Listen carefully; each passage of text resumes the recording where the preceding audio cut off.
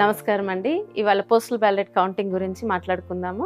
ముందుగా postal ballot ఎలా caste చేస్తారో బ్రీఫ్గా చెప్తాను. ఓటర్ మనకి ఈసారి ఫెసిలిటేషన్ సెంటర్కి వెళ్ళి వేశారండి.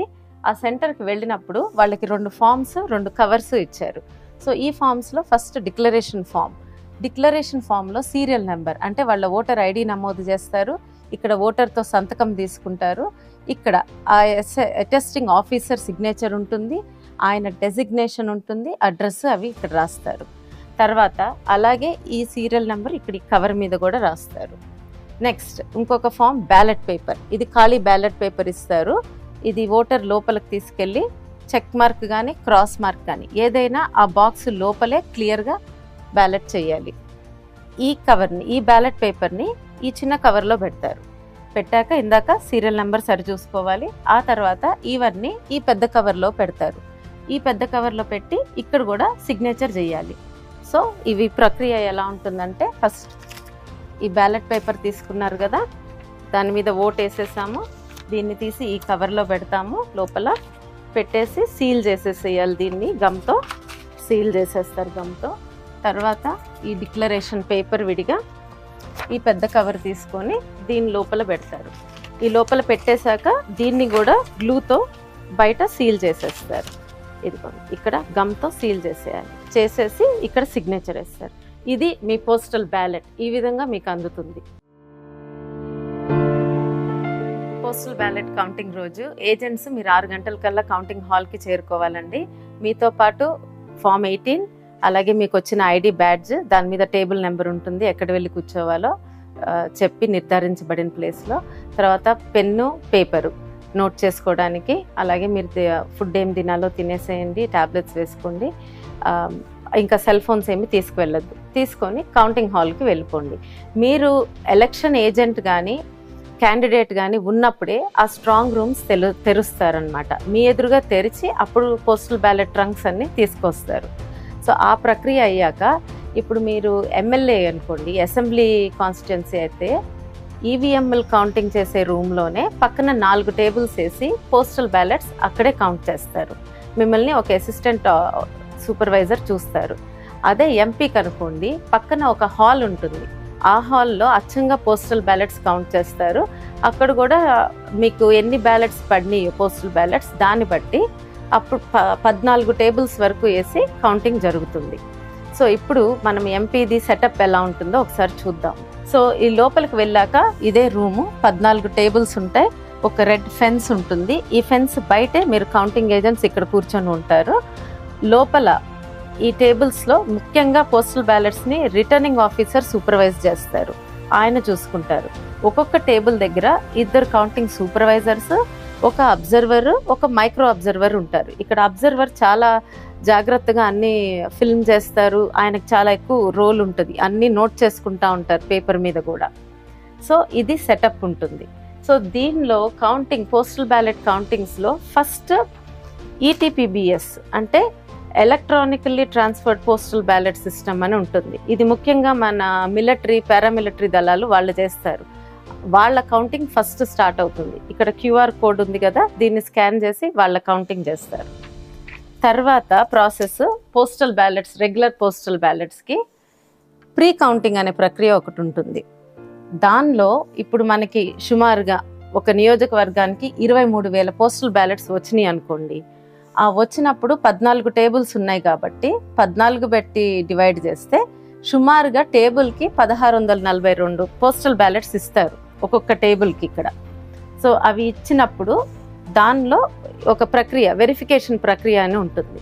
దాని ప్రకారం కొన్ని వ్యాలిడ్ కానివి తీసేస్తారు బ్యాలెట్స్. దాని గురించి నేను తర్వాత చెప్తాను. అదైపోయాక మళ్ళా ఆ వ్యాలిడ్ ఉన్న పోస్టల్ బ్యాలెట్స్ని మళ్ళా కలిపి ఒక్కొక్క టేబుల్కి 500 చొప్పున పంచుతారు సుమారుగా. ఆ పంచి అప్పుడు కౌంటింగ్ చేయటం స్టార్ట్ అవుతుంది. ఇది ప్రక్రియ.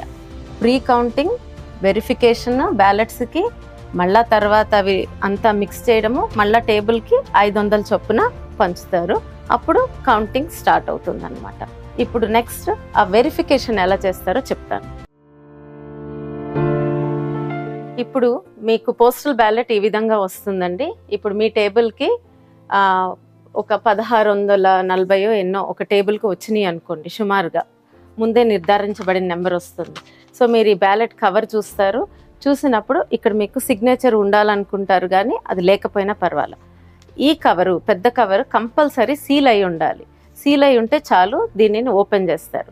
ఒకవేళ సీల్ అయి లేకపోతే ఇలా ఓపెన్ చేసి ఉంటే దీనిని పక్కన పెట్టేస్తారు. సో ఇప్పుడు ఇది సీల్ అయి ఉంది, దీన్ని మనం ఓపెన్ చేసాము. ఓపెన్ చేయంగానే మీకు లోపల డిక్లరేషన్ పేపర్ ఉండాలి. ఒకవేళ డిక్లరేషన్ పేపర్ లేదనుకోండి, ఈ ఓటు వ్యాలిడ్ కాదు, దీన్ని కూడా పక్కన పెట్టేస్తారు. సరే, డిక్లరేషన్ పేపర్ ఉంది దీనిలో. So next ballot cover. ఈ బ్యాలెట్ కవర్ కూడా క్లోజ్ అయిపోయి ఉండాలి. ఇది ఓపెన్ అయి ఉన్నా కూడా దీనికి వాల్యూ ఉండదు. అలాగే సో ఇప్పుడు ఈ డిక్లరేషన్ పేపర్ మీద సీరియల్ నెంబర్ ఉంది. ఇది సీరియల్ నెంబర్ ఉండాలి, ఇక్కడ సీరియల్ నెంబర్తో మ్యాచ్ అవ్వాలి కవర్ మీదది. సో ఈ రెండు ఉండేటట్టు చూసుకోండి. అలాగే ఇక్కడ ఎలక్టర్ సిగ్నేచర్ ఉండాలి, ఇది కంపల్సరీ ఉండాలి. తర్వాత ఇక్కడ ఆ అటెస్టింగ్ ఆఫీసర్ సిగ్నేచర్ ఉండాలి. తర్వాత ఆయన డెసిగ్నేషన్ ఉండాలి, ఆయన ఏంటో తెలవాలి. అక్కడ అడ్రస్ ఉండాలి. ఇవన్నీ ఉంటే ఇక్కడ సీరియల్ నెంబర్ మ్యాచ్ అయ్యి, ఓటర్ సంతకము, అటెస్టింగ్ ఆఫీసర్ సంతకము, ఆయన డెసిగ్నేషను ఇవి ఉంటే ఈ బ్యాలెట్ వ్యాలిడ్ బ్యాలెట్. ఒకవేళ ఈ సీరియల్ నెంబర్ తేడా ఉందనుకోండి, దానికి వాల్యూ చేయరు, తీసేస్తారనమాట, ఆ బ్యాలెట్ని తీసేస్తారు. సో ఇది అయిపోయిన తర్వాత ఈ కవర్ ఓపెన్ చేసే ముందు సరే ఇవన్నీ తీసేస్తారు. ఇప్పుడు ఇది రిజెక్ట్ అయిన కవర్ అనుకోండి, ఇలా ఓపెన్ అయ్యి ఉండి దీన్ని పక్కన పెడతారు. అలాంటి కవర్స్ అన్నీ విడిగా ఒక బ్యాగ్లో వేసేసి సీల్ చేసేస్తారు, అంటే కంప్లీట్గా రిజెక్ట్ అయిపోయినాయి. సరే, ఒకవేళ ఇక్కడ సరిగ్గా లేదనుకోండి, ఈ ఇన్ఫర్మేషన్ ఏదన్నా మిస్సింగ్ అనుకోండి, అప్పుడు ఇవి మాత్రం తీసి ఇవి ఇంకొక కవర్లో పెడతారు. మళ్ళీ ఇవన్నీ లోపల పెట్టేసి ఇవి వేరేగా రిజెక్టెడ్ కవర్లో పెడతారు. సరే, ఇప్పుడు ఇవి బాగానే ఉన్నాయి అనుకోండి, postal ballot valid postal ballot అనుకోండి, అప్పుడు ఈ రెండు తీసి ఇంకొక బ్యాగ్లో పెడతారు. అంటే రిజెక్ట్ అయిన కవర్స్ అన్నీ ఒక బ్యాగ్లో వేసి సీల్ చేస్తారు. వ్యాలిడ్ అయిన పోస్టల్ బ్యాలెట్స్ ఈ కవరు డిక్లరేషన్ ఒకదానిలో పెట్టి సీల్ చేసేస్తారు. ఆ తర్వాత ఇవి మీరు రిజెక్ట్ చేశారనుకోండి, డైరెక్ట్గా రిజెక్షన్లోకి పడవు. మీకు రిటర్నింగ్ అధికారి వచ్చి మళ్ళీ చెక్ చేస్తారు, ఒకసారి క్రాస్ చెక్ చేసి అవును ఇది నిజంగానే ఇన్ఫర్మేషన్ మిస్ అయిందని తీసేస్తారు. దీనిలో ఇప్పుడు ఒక మార్పు ఏమొచ్చిందంటే, ఇక్కడ ఇదివరకు సీల్ ఉండాల్సి వచ్చేది, గెజెటెడ్ ఆఫీసర్ సీల్ ఉండాలి. ఇప్పుడు ఆ సీల్ లేకపోయినా ఆయన సిగ్నేచరు, ఆయన డెసిగ్నేషన్ ఉంటే సరిపోతుంది మనకి. సో అలా ఉన్నా కూడా వ్యాలిడ్ అయ్యేసారి. ఇప్పుడు మీకు ఈ వ్యాలిడ్ పోస్టల్ బ్యాలెట్ ఉందండి. ఈ పోస్టల్ బ్యాలెట్స్ని మళ్ళీ అన్నీ గ్యాదర్ చేసుకుంటారు. గ్యాదర్ చేసుకొని 500 చొప్పున ఒక్కొక్క టేబుల్కి 14 టేబుల్స్కి ఇస్తారనమాట. ఇచ్చినాక మీరు ఇవి ఓపెన్ చేస్తారు.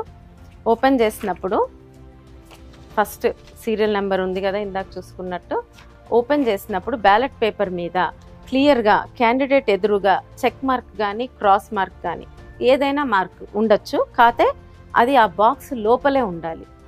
సో అలా ఉంటే ఆ పోస్టల్ బ్యాలెట్ వ్యాలిడ్ అన్నట్టు. ఎలాంటి పోస్టల్ బ్యాలెట్స్ వ్యాలిడ్ కాదో చెప్తాను. ఇప్పుడు రెండు క్యాండిడేట్స్ మధ్య పడినా, లేదా ఈ చెక్ మార్క్ ఇంకెక్కడన్నా బ్యాలెట్ పేపర్లో ఉన్నా వ్యాలిడ్ కాదు. అలాగే ఇక్కడ సిగ్నేచర్, ఓటర్ సంతకాలు పెట్టినా అది వ్యాలిడ్ కాదు. సో ఖచ్చితంగా ఆ బాక్స్ లోపలే, మనం ఏ క్యాండిడేట్ని చూసుకుంటున్నామో ఆ బాక్స్ లోపలే ఏదైనా మార్క్ ఉండాలన్నమాట. అప్పుడు ఆ పోస్టల్ బ్యాలెట్ వ్యాలిడ్ బ్యాలెట్ కింద వస్తుంది. ఈ విధంగా కౌంటింగ్ ప్రక్రియ అంటే ఆ బుట్టలు పెడతారు, ఎంతమంది క్యాండిడేట్స్ ఉంటాయో అంతమంది బుట్టలు పెట్టి ఎవరికి వచ్చిన ఓటుని ఆ బుట్టలో వేస్తారు. చివరికి ఆ నెంబర్స్ అన్ని కౌంట్ చేస్తారు. మధ్యలో గ్యాప్ ఉండదండి, పోస్టల్ బ్యాలెట్ అయిపోయే వరకు కౌంటింగ్ కంటిన్యూ అవుతుంది. సో అయిపోయాక తర్వాత ఆ నెంబర్స్ని రిటర్నింగ్ అధికారి, అబ్జర్వర్ వెరిఫై చేసుకొని ఫామ్ 20లో కూడా ఇవే నమోదు చేస్తారు. నమోదు చేసి లాస్ట్లో డిక్లేర్ చేస్తారు. మీకు ఒక చిన్న విషయం ఏంటంటే, ఇప్పుడు ఈ కవర్స్ ఉన్నాయి కదా, ఎమ్మెల్యేకి అయితే పింక్ కలర్లో ఉంటాయి కవర్స్, అదే ఎంపీకి అయితే వైట్ కవర్స్ 2 ఉంటాయి. సో ఈ విధంగా పోస్టల్ బ్యాలెట్ కౌంటింగ్ ప్రక్రియ కంప్లీట్ అవుతుంది. ఈ ప్రక్రియలో మీకు ఏదైనా డౌట్స్ ఉంటే మీ సీనియర్ అధికారులని అడిగి తెలుసుకోండి. ఒకవేళ ఏమన్నా మార్పులు ఉన్నాయో లేదా ముందు తెలుసుకోండి. మీరు అసలు రూమ్లోకి వెళ్ళంగానే ఫస్ట్ రిటర్నింగ్ అధికారి మీకు చెప్తారు ఏ పోస్టల్ బ్యాలెట్స్ని వ్యాలిడ్ చేయొచ్చు, ఏ కాదు అనేది. అవి కాకుండా ముందే మీకు డౌట్స్ ఉంటే ఎలక్షన్ కమిషన్ ఆఫ్ ఇండియా ఇచ్చిన ఉత్తర్వుల్ని ఒకసారి చూసుకోండి. మీ సీనియర్స్ని అడిగి తెలుసుకోండి. ధన్యవాదాలు.